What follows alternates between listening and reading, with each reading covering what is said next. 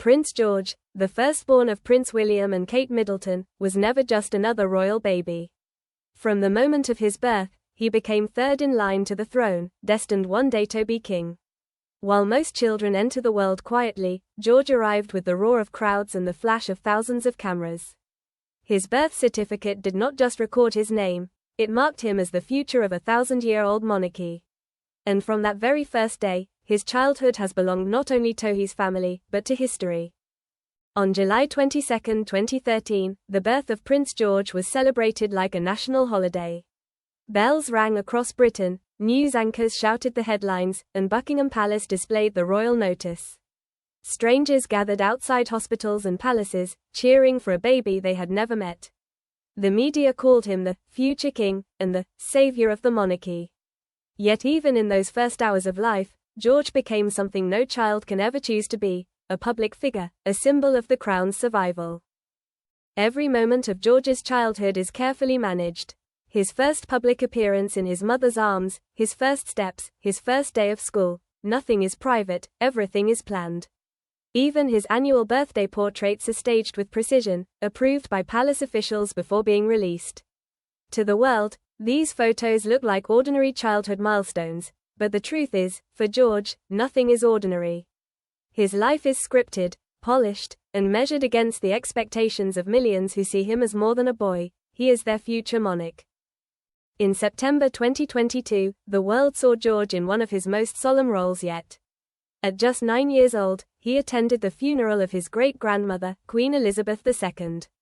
Walking into Westminster Abbey in front of the world's cameras, George carried himself with dignity beyond his years.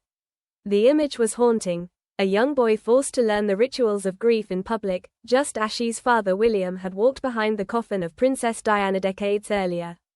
History seemed to repeat itself, placing the same heavy burden on a new generation. Though he is still a child, George is constantly compared to those who came before him. Is he strong and steady like his father William?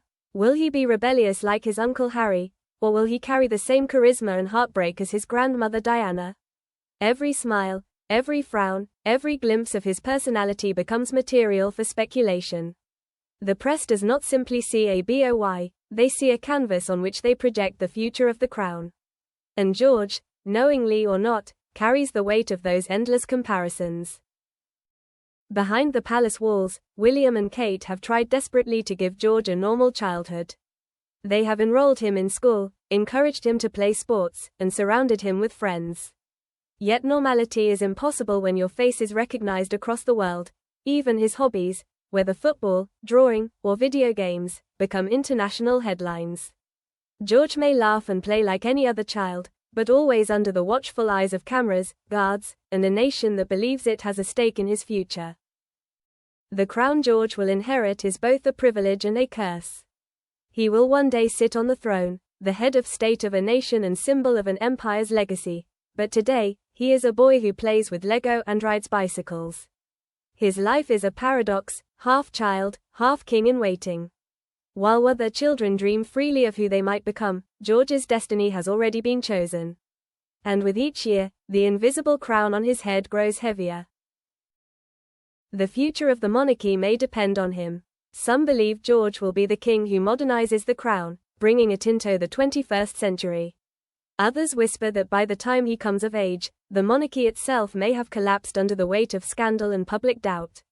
For George, the question is not only whether he can bear the crown, but whether there will even be a crown left to bear. His personal destiny and the monarchy's survival are now bound together. Public fascination with George is enormous, but it is not without danger. The tragedy of Princess Diana serves as a constant reminder to William of how cruel the press can be. Determined to protect his son, William keeps George's appearances limited, shielding him from the same relentless media spotlight that once destroyed Diana's peace.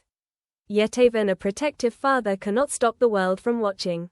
George is both guarded and exposed, hidden and yet always visible. Prince George is still just a boy, but his future is already written in the eyes of the world. He will either embrace the destiny of a king, or struggle beneath its weight. For now, he lives between Lego bricks and royal protocols, between childhood games and national duty. The question remains, Will George be the monarch who saves the crown, or the boy who proves that some crowns are too heavy for anyone to carry? Only time will tell.